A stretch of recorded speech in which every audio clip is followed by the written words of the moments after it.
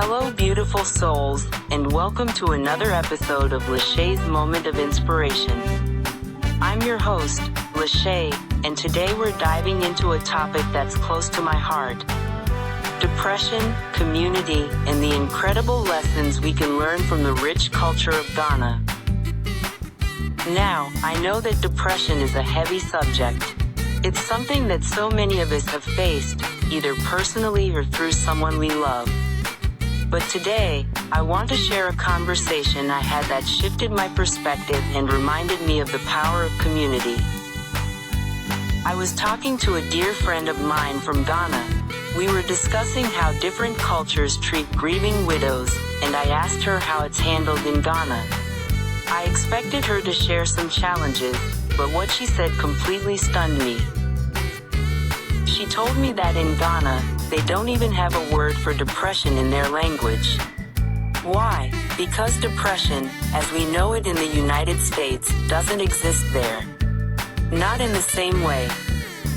Now before you think, wait, that can't be true, let me explain what she meant. In Ghana, no one grieves alone. No one suffers in silence.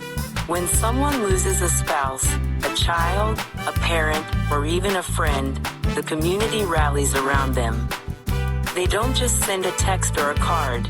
They show up, they cook meals, they sit with you, they cry with you, they laugh with you, and they make sure you're never alone. My friend said something that stuck with me. In Ghana, no one has the opportunity to be depressed because we are never alone. We are surrounded by love, support, and community. Isn't that powerful? Think about that for a moment. In a culture where community is everything, where checking on your neighbors, your friends, and your family is a way of life, depression doesn't have room to take root. Now, I'm not saying that depression is solely caused by loneliness or that it's as simple as just being around people. Depression is complex, and it can affect anyone, regardless of their circumstances. But what my friend shared highlights something profound: the healing power of community. In Ghana, they've built a culture where no one is left behind, where no one is forgotten, where no one has to carry their burdens alone. And that, my friends, is something we can all learn from. So here's my challenge to you today. Let's get back to our roots. Let's remember the power of community. The kind of community that our ancestors built, where everyone looked out for one another, where no one was left to struggle alone. Start small. Check on your friends. Call your family members. Invite your neighbor over for tea. Show up for someone who's grieving. Be present. Be intentional. Build those connections and nurture them. Because here's the truth. We are stronger together. When we surround ourselves with love and support, we create a safety net that catches us when we fall.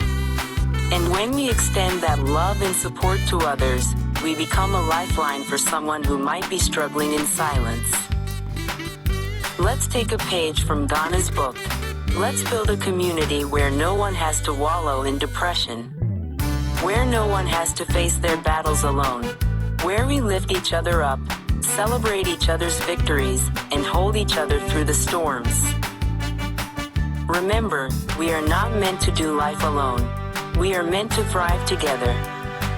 So my dear listeners, let's make a commitment today. Let's be the kind of community that Ghana has shown us is possible.